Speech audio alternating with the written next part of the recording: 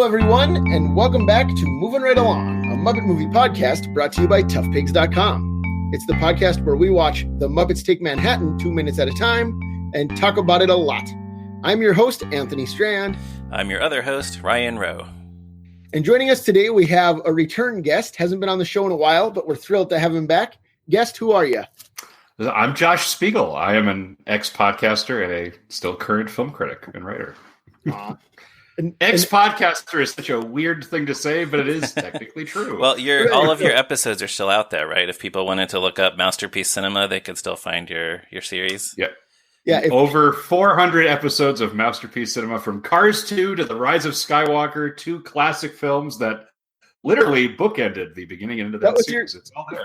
First and last. And actually, and I know I said this last time you were on, but I was on there a few times. You were. Most notably for our fans, perhaps, I'm on the Great Muppet Caper episode. So if you want to hear me and Josh... Long time since we talked about that. Long time, yeah. It was years before we started this podcast. Oh, but if you want to hear me and Josh talk about the Great Muppet Caper for an hour and a half, it's out there. Masterpiece Cinema. And for those who may not be familiar, Masterpiece Cinema was a podcast covering Disney-produced or Disney-owned movies. So that is correct. Check it out. Yeah, definitely. And today we are talking about a film Disney has never owned, The Muppets Take Manhattan. Ooh, yes. Specifically, minutes 39 and 40. In these minutes, Kermit finishes reading his postcard from Scooter and then moves on to postcards from Fozzie and Dr. Teeth. So we start here in the middle of Scooter's postcard. Attack of the Killer Fish in 3D is humming up on the screen. The audience is rapt. We hear a male voice yell, "The fish! They're coming from the game room!" And then we hear a woman yell, "Oh no, the killer fish are attacking!" Which, this is radio, right? Like, there's... Well, it has to be something... We're not seeing this movie, so it has to be something that we can understand. Right. No, exactly. Which I love, though, that, like, it's such a, like, in a movie, they would just see that happening, you know? Right, you wouldn't say the killer fish are attacking as the killer fish are attacking you. Right, which just kind of makes it funnier to me that they do say it. Yeah, you know. Sometimes when I watch this, I the voice of the woman, is that by any chance, could that be Tress MacNeille, the prolific voice actor who played Babs Bunny on Animaniacs and Dot on Babs Bunny on Tiny Toons? That would have been very early in her career if it was her. It would have been, but pre-Simpsons. Yeah, so. This is the same year that she was on the Weird Al song "Ricky," doing the voice of Lucille Ball. So it would have been very early, but it's not impossible. Right, it's true. You know, is she out there? Does she have an online presence at all? She has a Twitter account, but it looks like she hasn't tweeted in years. So I thought about trying to get in touch with her, but I don't know. Although it's also possible that even if it is her, like, it's one line. You know, it's true. But it's 37 years ago. Well, then she screams, and I don't know, something about the sound of that voice. I hear some Tress MacNeille in there. The fish, they're coming from the game room. Oh no, the killer fish are attacking! Go get them, guys. Sure, yeah. And they're not credited. The actors in the movie are not credited in the credits of this real movie. So, right. Although it feels to me like it's more likely that it's puppeteer, like some of the puppeteers that they had working on the movie or something. Yeah, it could have been just like somebody working in the Henson Productions office. Yeah. But Tress MacNeille, if you're listening, and it was you, or if it wasn't, let us know. Yes. Yeah. Either way, we're big fans. So absolutely. All right. What else? So then New Zealand starts throwing his fish at the screen, and he says, "Go get him, guys." So here's my question: when Lou says "Go get him," is he referring to the audience, or does he think that his fish are heroes who are going to stop the killer fish? Huh. I assume they were there to join in the fight or something, because it's a 3D movie they're watching, right? Correct. Yes. Yeah. So it's the appeal of, it's the fish is attacking you. It's like it's like the Wicked Witch of the West or the monkeys, my pretties, attack, and something like that. That's how I read it. Right. Well, and the audience does love it. Like, as we see, like, Scooter's dodging fish, the audience is applauding. So, they're not horrified that there's fish being thrown at them. They presumably think it's part of the show. I guess so. At first they just scream, but I guess they're just kind of they're really invested in the movie. Yeah. Yeah, I think. I mean, you guys know who William Castle was? Yeah. Yes. Oh, yeah. Actually, yeah. Go ahead, Ryan. Oh no, I didn't even think about putting that in my notes, but that's a really good person to bring up. William Castle was a movie producer of like B movies and cheap horror movies who was known for doing these stunts, like the movie The Tingler, where he wired the seats in the audience so people would get zapped every once in a while. Right. So I think that we're meant to think here that the audience assumes this is that kind of stuff. It's part of the show. Yeah. Yeah. That they're at the plaza, they're seeing Attack of the Killer Fish in 3D and added value. And like what also I love that Lou apparently has dozens of fish. Like, yeah. Be prepared. He's got buckets of them. Be prepared with them. Yeah. I suppose. I mean, I guess New Zealand doesn't do anything halfway. Although they're not really boomeranging. He's throwing them away, and they're not coming back to him. Well, they're just landing on the audience. But they're coming back to the. He's in the audience, and they're flying back towards the audience. They're coming back in his general direction, I guess. Yeah. Yeah. He's not in front. He didn't like walk up in front of the screen and start throwing fish. No, that's true. You know, that's true. Yeah, he's part of the crowd. He was very careful about where he took his position in the theater. Well, it's his 97. Do you think he's seen it 97 times at this theater? So he like knows where to go? Maybe not at this theater, but who knows?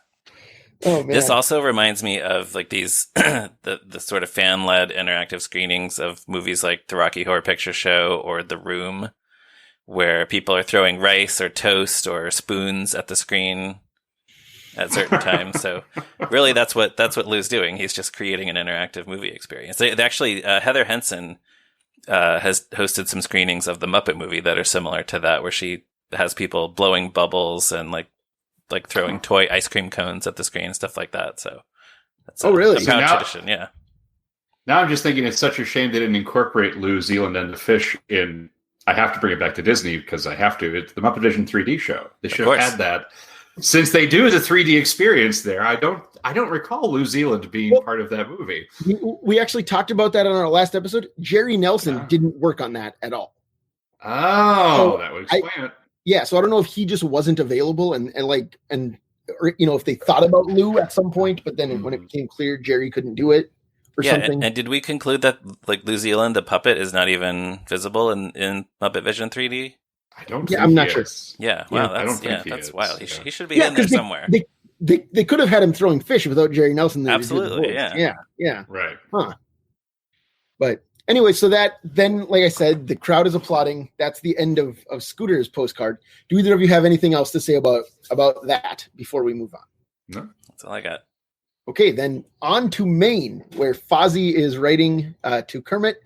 He says that his job didn't turn out too well. So Fozzie had a job. Well, I want to go back a step, and his postcard opens, "Dear Kermit, waka waka waka, but seriously," which is just such a perfect. That's how Fozzie would write this postcard. Yeah, it's good. Which and also Kermit's deadpan delivery of it, I think, is what sells it too. Dear Kermit, waka waka waka, but seriously. Right, because remind me, Kermit's voice fades out and Fozzie's fades up during "but seriously." Yes. Right? So we don't hear Fozzie say waka waka waka at all. No, exactly. Yeah, that is funny. Yeah. So he had a job, and we never hear what it was. Like everyone else's postcards are about their jobs. Fozzie failed so spectacularly that he doesn't even mention his job. Yeah, I also wonder if he just didn't find a job and he just doesn't want to admit that. Yeah, that's very likely. I don't know. Do you think he was a patrol bear? Oh. That would have been fun to see. I feel like it's got to be what Ryan is saying, though, because there's so much exploration of what the Muppets are doing in these jobs here that it's like, why wouldn't we see Fozzie outside of inadvertently cuddling with a female bear, which is so incredibly, I don't know why it felt weird to hear the voice of a woman who's around the same, like who sounds like she's meant to be the same age as Fozzie, and it's like, I know there's Ma Bear on the show. I know that like there are. It's like it felt weird. Sure. Because he's such a childlike character that his reaction of like immediately being very disturbed and scared, it's so strange. I don't know why it felt strange. It is strange.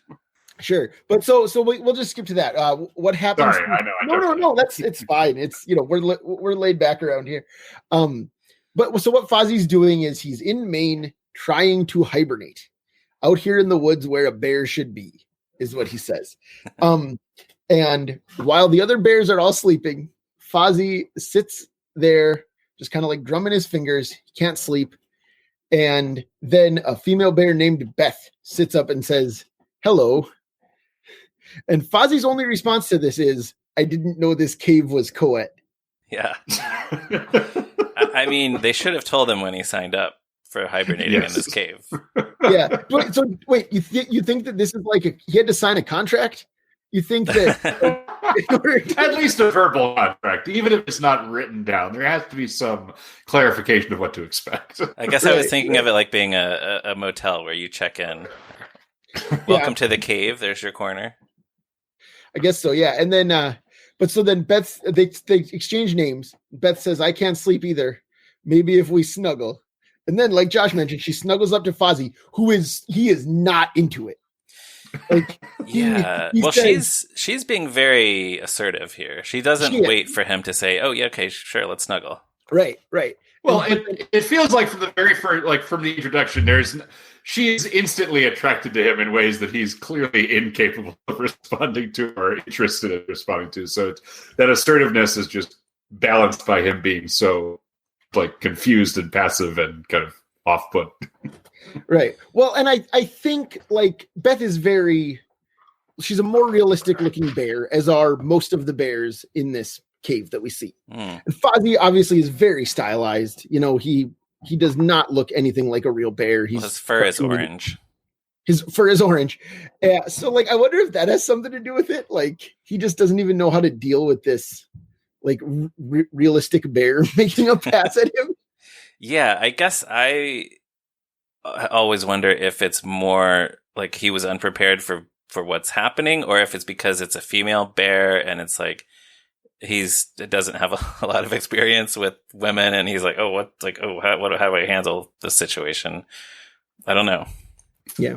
And then he's the only major Muppet who's just so not anti-romance, but you know, Kermit has Miss Piggy, Gonzo has Camilla. There's just so many of the other natural relationships, whereas his connection to Kermit, that's his closest kind of companion. He has no counterpart. And his his instinct here is to look at the camera and say Kermit, to say Kermit's name out loud. Right. He says Kermit like he wants to be rescued. Like Kermit, Which goes back to what you mentioned, Ryan, that like can't he just leave? Like does he have to stay in this cave? Like, maybe he thinks he should just stay there all winter until he can fall asleep. I don't know. Yeah. Which that brings me up to another thing. It's still green outside. We see the main countryside, the forest. It's completely green. It's not winter in New York. You know, there's no sign of snow in New York. It was September when they all split up earlier in the movie. You know, of indeterminate length, according to the calendar. And so it's like, why are the bears hibernating? Yeah, what time of year, what month would bears normally hibernate? Yeah, I don't think North America. I don't think any time that the entire forest is green would bears be hibernating. Yeah, I guess not. Ooh. So this doesn't hold up to scrutiny. So take that, Frank Oz. Yeah. I also want to mention, because if we don't, I know people will say this in the comments, that there is a precedent for Fozzie being nervous in a romantic situation, which is the Raquel Welch episode of The Muppet Show, where it's obvious that Fozzie is attracted to Raquel Welch, but then when she starts paying attention to him, he freaks out and kind of panics and doesn't know what to do about it. Right. Yeah. Which to be fair, that's because it's Raquel Welch, but yes, right. And the Raquel Welch episode of The Muppet Show now on Disney Plus when this is released. Oh, by the time this goes up, yeah. How about that? So go watch that right now. Although we've been speculating with some of our Muppet fan friends, like, will everything from every episode make it? Like that's costume. The question, right? That has to be the costume that Raquel Welch wears when she dances with that spider. I don't know. Are the Disney Plus people gonna let the kids be corrupted by that? I don't know. Yeah, I don't know. The kids can watch Splash on Disney Plus. Yes. They should be able to handle Raquel Welch. I feel like the question is the music, right? Like if all those songs are going to be on the show. But we'll find out. I have to. Yeah, I know. Can't wait for it. by the time that this comes out, our listeners will know. So it's kind of like our listeners know before we do. Yes, they're in the future for us. Yeah, we have no idea. We don't know anything. It's still exciting. Getting back to the scene, Fozzie is, before Beth wakes him up, Fozzie is sitting there and he says, how do they do it? He says he's been trying to sleep for days. And then he calls out, anybody got some warm milk? Yeah. Which I love the idea that that's what Fozzie needs to go to sleep, right? His ma brings him warm milk or whatever. I guess so. But also, do you that feels like a Young Frankenstein reference to me. I don't know if it is. That's what I was going to say. It feels, that's all I think about when I hear a character asking or talking about warm milk is Frau Blucher. Well, especially at bedtime, or sorry. Thank you very much. It's especially at bedtime, right? Like that's right, that's when she offers it to him. I don't remember. And of course, you have Cloris Leachman and Mel Brooks in the original Muppet movies, so they're no strangers to that kind of style of comedy. So. And Madeline Kahn. Cloris Leachman offers Gene Wilder warm milk in Young Frankenstein. Yeah, she offers him brandy, warm milk, Ovaltine. Yes. Okay. Yeah. And then she says it all like super drawn out. It's like brandy, warm milk, Ovaltine. I don't know. She does it better than me. Well, and the reason, first of all, Ryan, you need to watch Young Frankenstein because it's one of the. It's been too long. Yeah, I mean, I probably haven't seen it. It's been way too long. Over a decade, yeah. The reason why that's so funny is because you have Gene Wilder constantly saying, no, nothing, thank you, nothing. And she keeps pushing. That's why it's so much funnier. Anyway, I also think of it now as a Young Frankenstein reference. Now that bring it up, I hadn't quite thought about it when I was watching the 2 minutes, but now it's like it's the only place my mind goes is that. Yeah. Well, I'm skeptical as to whether warm milk would help a person get to sleep, but if it's a reference, that's a lot better. Sure. Yeah. So anyway, we've kind of talked about the whole scene already, but before we move on, I do want to talk about Beth a little bit more. She's played by Bruce Edward Hall, who also plays Masterson the Rat. We talked about him a little bit when Masterson was introduced. A lot of female Muppets are played by men. Like obviously that's not unusual. You know, Miss Piggy, Janice, Baby Natasha, like you name it. There's many. Yeah. But like Beth sounds so genuinely feminine to me in a way that none of those other characters do. Yeah, I was so Wait, surprised. So you're saying the voice? I thought you were just saying that the character was performed on by a man. Wow, I would not have and voiced by Bruce Edward Hall. There's no other credit and no other indication that anyone else did the voice. But yeah, I was so surprised when I first noticed that in the credits. It really he does a really good Lady Bear voice. Right. Well, and like I think part of it might be that unlike Frank Oz or Richard Hunt or Kevin Clash or whoever, we don't really know Bruce Edward Hall's natural speaking voice, right? I mean, consciously or subconsciously, right? Right. So I think that like maybe if we had a better idea what he sounded like, we might be able to pick out his actual voice somewhat or something. Yeah, as we mentioned previously, he really didn't work on very many things for the Muppets. Right. And this is the only real high profile one. Yeah. But I think he's great here. I think it's a really good performance. Like Beth has very little screen time, but she makes an impression, She does. Yeah, it's funny. So anything else about Fozzie or hibernation before we move on? Just one little thing is that you can hear in the background of the cave, there are these sound effects of like water dripping in the cave. It reminds me of Fraggle Rock. I don't know how likely it is that they would have used the exact same dripping water in a cave sound effects for both projects, but it immediately made me think of it. Although if they had them in the audio library or whatever, Yeah, you just hear that a lot, like when they're exploring the caves and tunnels and stuff on Fraggle Rock. Right. Very similar sound.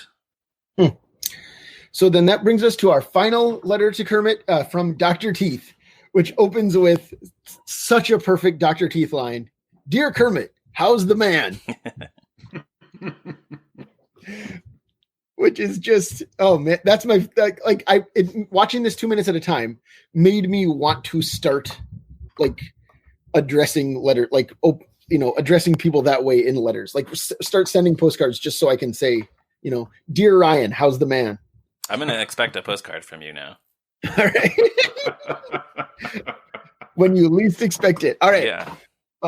So what are the Electric Mayhem doing? They are playing polka outside of Pittsburgh in a bingo hall. Like I don't know if bingo is the main event here, but we do see that bingo is also being played in the same hall where they're performing polka, which I think is really funny. Yeah, well, it seems to be a whole festival. Like there's people wearing these costumes. And I noticed in the background of one shot, it looks like a carnival game called Toss Sausage.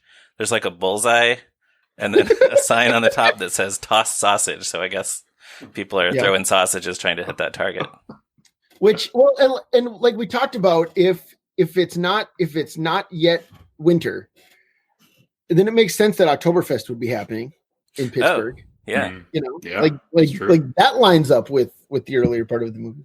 Yeah, I did do about 10 seconds of Wikipedia research to confirm that Pittsburgh does have a fairly sizable German community.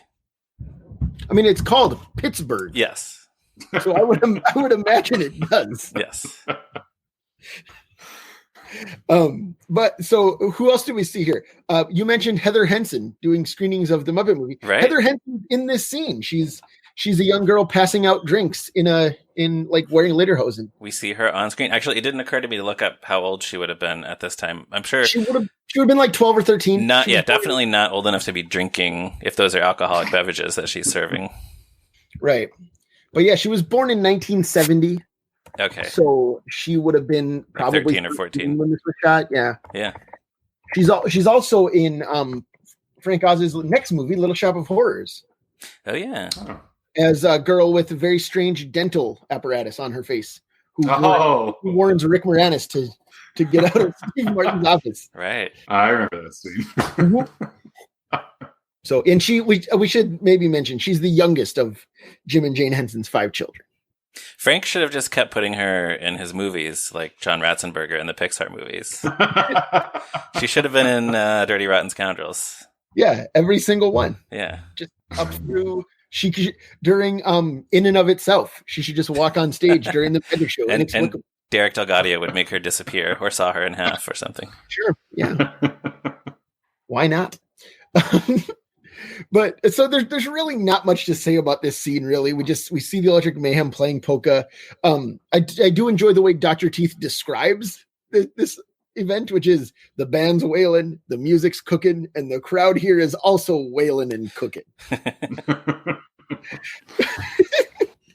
Which is like, I mean, it's what like the joke is that obviously none of that is true, but even if the crowd really was wailing and cooking, it's a great way to describe it. Like, even if you're in the postcard and don't see it, it's still a very memorable way to describe it. Yeah, really, I guess all of these postcards to Kermit are sort of everyone trying to cover for how unhappy they are by making it seem better than it really is. So, yeah, right. This is not the ideal gig for the Electric Mayhem, but I guess they don't want Kermit to know that. Right. The funny thing is, when I was watching this, because you guys are, of course, experiencing this movie 2 minutes at a time, and I'm sure even before this, you've watched this a number of times recently. I hadn't seen this in a while, and I've watched the new Disney Muppet movies, so I was thinking a lot during this bit about Fozzie in, I think, is it Reno with the Muppets? Yeah. I was thinking about that bit and how just generally speaking, I am not as big a fan of this movie as I am the earlier ones. And I feel like part of it is it's wrong to see them all separated so much. And at least in the new ones, you're getting them back together, you're getting the band. But it's interesting to just see. I wonder if when they created the Muppets and all that stuff, if there was some conscious or unconscious connection to this kind of a scene where you're seeing these characters separated and in these venues that are clearly wrong for them in every possible way. Yeah, I'm sure there was. I'm sure that this movie was and I mean they draw on this movie quite a lot in both of those, right? The 2 Muppet movies. Yes, right. All the stuff with Kermit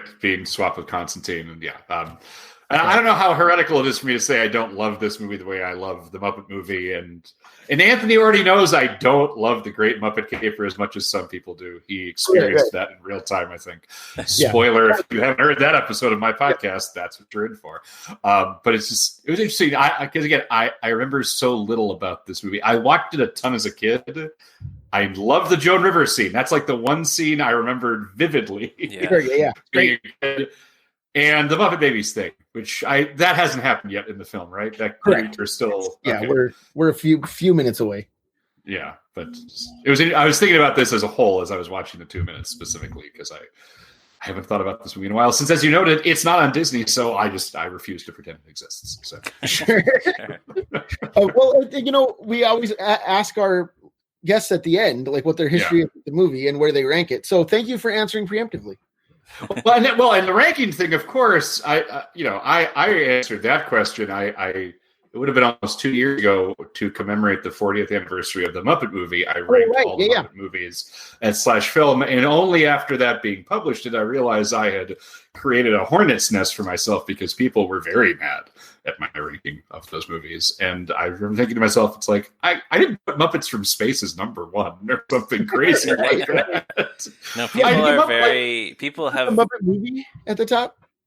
Yes, because it's the best Muppet movie. It's the first. It's the funniest. That's genuinely, that's one of my favorite films of all time. And I mean, this one, I like this movie. I liked it a lot when I was a kid, but when I watched it as an adult, I think the Muppet Babies scene stands out so much for me as kind of like, it's a little too sentimental. And I think that kind of speaks to the whole film. There just feels like there's a little bit less of the acidic humor that I feel like is representative in the first two films and in my beloved Muppet Treasure Island film. That I think the reason people got mad is because I put that second, and I only encourage anybody out there to rewatch Muppet Treasure Island because it is hilarious.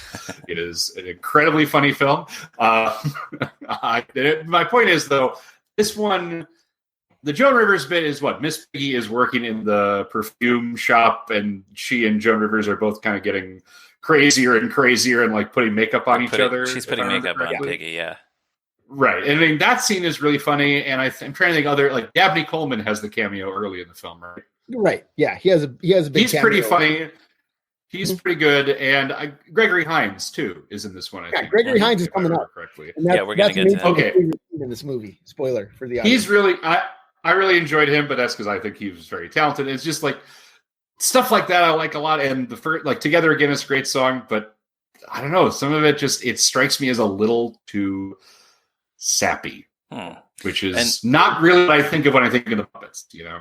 Yeah. I get it. You mentioned the Muppet Babies scene though, but you said that was one of your favorite scenes when you were a kid? Well, when I was a kid, I think that just stood out because I was born, this came out in the summer of 84, I think? Yes. The summer of 84, yeah. So I was born in September of 84. So even though, all of these first three films had come out before I was born, this one, I think I remember watching this one a lot when I was a kid. And it was, I was growing up with watching Muppet Babies on TV. And so I think I just kind of connected the two, obviously. Right. But now when I watch it, it's just like, Muppet Babies is, that to me, I just kind of think that's for little kids. That's it's just not what I think. Like the Muppets, to me, they're at their best when they're all ages. This one feels a little bit more kid centric on the whole. The 2 minutes here don't really stand out as being overly sappy or something. But sure, Oh, interesting. All right, yeah. Maybe I need to revisit the entire film, but honestly, I'm sure I could find. I'm trying to think if there is a streaming service that has the whole movie outside of. It's been on and off Amazon Prime and or IMDb TV. It's not on either right now, but it wouldn't surprise me if it cycles back around again at some point. I'm sure sometime. This one, the two that Sony owns, Muppets from Space and this, both. Although, of course, of the two, this is the one you want to rewatch. Yes. Well, yes. This, to be clear, this is a decent movie. Muppets from Space is a movie. It is. It sure is. It is 87 minutes of content. I cannot argue with that. I think I mostly am delighted by that film because it's the first of two Muppet movies featuring Ray Liotta. That's right. Yeah. We'll get there in a few years, but he's pretty good in it. Like he seems like he's having fun. Yeah. Yes, he seems. That's always an important part. I think, maybe part of the reason also why this one doesn't stand out as much to me. You have Charles Durning and Austin Pendleton as your main human characters in the first film. You have Charles Grodin and Diana Rigg in the second movie, and then the Disney films in the '90s. You've got Michael Caine, you've got Tim Curry, plenty of big names in the last decade's worth of films. But this one, again, not impugning the performances. I think the biggest actor who's got like a regular role is Louis Zorich as the guy who. Yeah. There's no. There's Pete, there's Jenny, and then Ronnie Crawford at the end. So it's not quite like the first two. And so, and again, I think it's just separation thing is also kind of that. And then this one climaxes with Kermit and Piggy getting married, if I remember correctly. Right? It sure does. Yes. It sure does. Spoiler alert if people are experiencing this 2 minutes at a time. I hope I didn't ruin this nearly 40-year-old film for you. Can you imagine anyone like actually doing that? I'm sure many of your listeners are doing that because if they're not, who knows? I'm sure there's somebody out there who doesn't know. Yeah. I hope there's one person. I hope there's one person out there who's watching this with us for the first time, 2 minutes at a time. Let us know if that's you. And that person's name is Frank Oz. Well, actually, we had a guest on last season. My friend Jordan who had never seen The Great Muppet Caper, but it listens to the podcast. So it would not surprise me if he also hasn't seen this one now that I think about it. So hey, Jordan.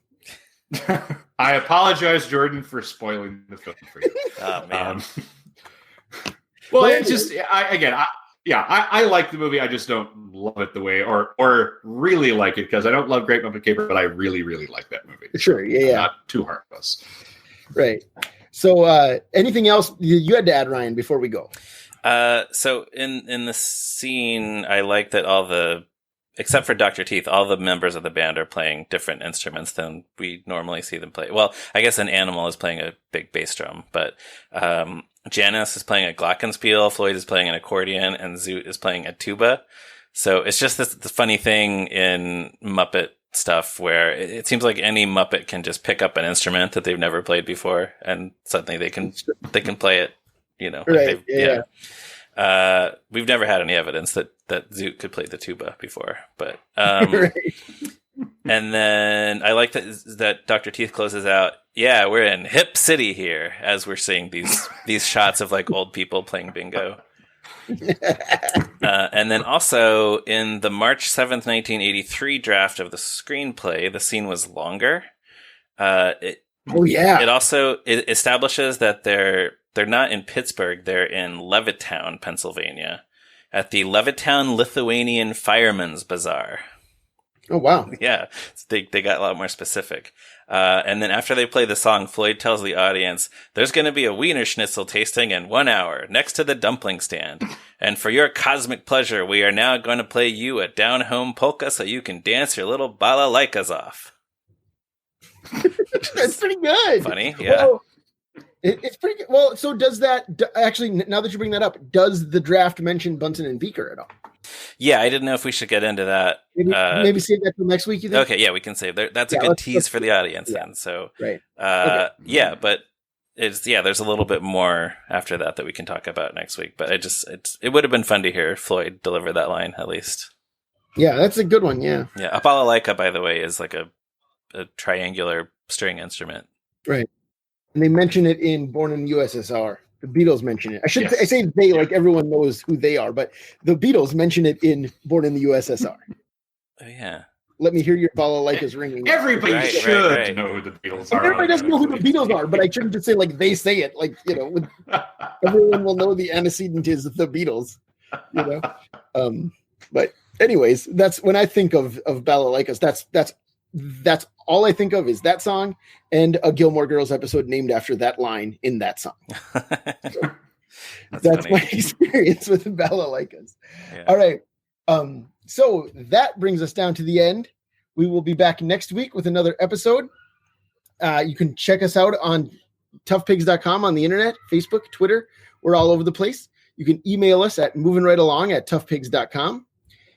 Josh, where can our listeners find you online these days? The best place to find me online is on Twitter at Masterpiece. Now, I'm curious, you referenced that this is going to be up by the time the Muppet Show is streaming on Disney+. Do you guys know what specific day this is going up? I'm curious. Because I may want to tease something. I might want to mention the bracket if it's still going on. It is scheduled for March 2nd. Okay, so in that case, this is going to be March 2nd. So I hope everybody listening has been paying attention to my Twitter because we just wrapped up the Muppet Human Performances bracket. That's the bracket that I'll be doing for most of February. And so, yes. In case anybody's wondering, why are you doing a Muppet-only bracket? That'll come later. So I hope everybody was voting for that. I don't know who won because, I guess, like you guys mentioned, you're in the future. I'm in the past. I don't know who won, but hopefully it was Tim Curry. When you start on that, we will... I hope yeah, when you start on that, we can retweet some of those matchups so people make sure people can see them. Yeah, for sure. Much obliged.